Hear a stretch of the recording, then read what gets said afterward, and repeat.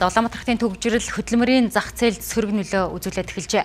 Өвлөөс бусад үйлрэлд аж ахуй нэгж байгууллагууд цагийн хуваарьтай өөрчлөлт оруулж, эрт ажлаа эхлүүлж, эрт дуусгавал тухайн ажилтны гэр бүл болон өөртөө зарцуулах цаг нэмэгдэж, дагаад бүтээмж өсөх хандлага байдаг. За энэ сэдвээр эдийн засгийн буланд сэтгүүлч уянга дэлгэрүүлнэ.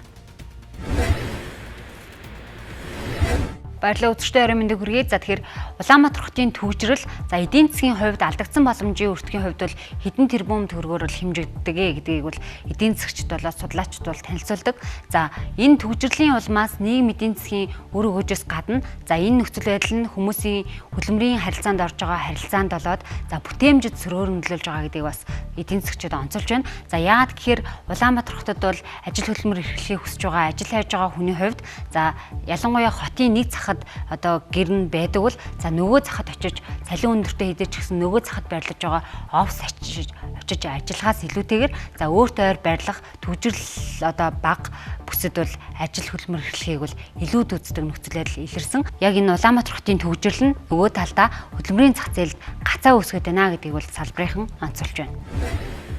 Тэгээ компаниуд дээр бас маш их ийм үзэгдэл болж байгаа. Яагаад гэвэл нэг хүний ур чадвартай хүнийг ажилд авъя гэдэг.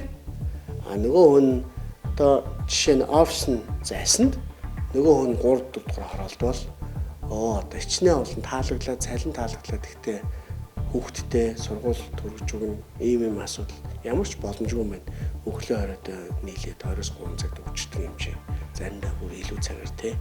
Тэгэхээр энэ ажиллах эхлэх цаг маань хөдөлмөрийн зах зээлд бас шууд нөлөөлөх нэг хүчин зүйл болоод байгаа юм. Манайх шиг зовлонтой улсууд бол яаж явж ийн гэхлээр ажлын цагийг эхэлдэг ингээд маш өргөнөөр тараасан байгаа тий. Зарим ажлыг маш эрт эхлүүлээд зарим ажлыг маш орой эхлүүлээд тэнгуүтийн хөдөлгөөн чинь жигд болоод ярьж байгаа. Тийм туршлага байна.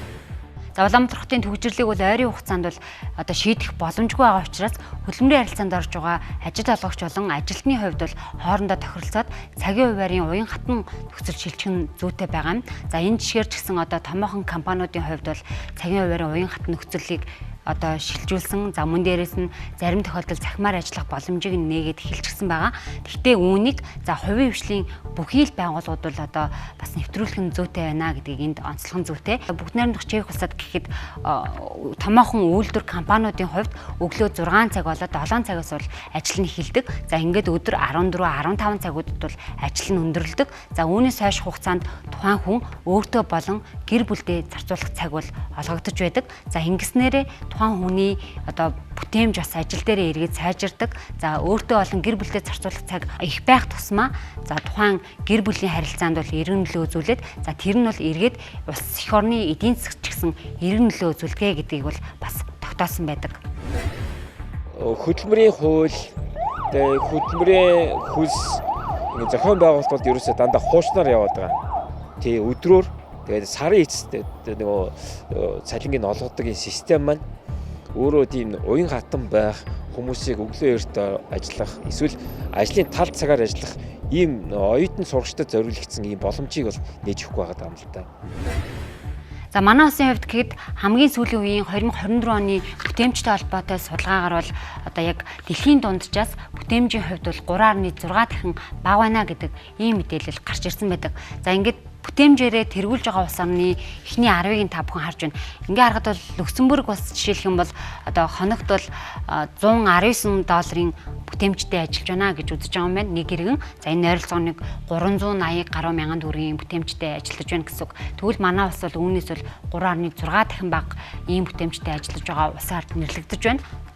Ажлын цагийн мэдээллийг та бүхэнд бас харуулж байна. Энэ бол одоо 2020 оны мэдээлэл байгаа. Бусад улс орнуудын хувьд бол нэг ойролцоогоор хамгийн өндөр нь жилдээ 2400 цаг ажиллаж байна. За Бангладеш улсын одоо иргэдийн хувьд жишээлх юм бол за ерөөдөө саяны одоо дурдгдсанчлан бүтээмж өндөртэй улс орнуудын хувьд бол жилдээ нэг иргэн 1500-аас 1800 цаг буюу ойролцоогоор өдөрт нэг дээдлэн 6 цаг бол ажилладаг гэсэн ийм мэдээлэл бол гарч ирж байгаа. За ингээд ирэхээр тухайн хүний ажиллаж байгаа цаг хугацаа богино. За мөн дээрээс нь аль болох эрт эхэлж эрт тарж явах тусмаа бас бүтээмж өндөр байдаг гэсэн ийм дүн мэдээлэл бас гарч ирж байгаа юм. Хөгжингүй улс орнуудын иргэдийн хувьд хамаагүй одоо ажиллах цаг нь бага, мөн дээрээс нь өглөө эрт одоо ажлын цуглаад орой одоо эрт тардаг ийм жишээг бол тухайлан харагдаж байгаа. Тийм ч учраас түүнийгээ дагаад бүтээмж нь өндөр байна гэдэг ийм судалгаа гарч ирж байна.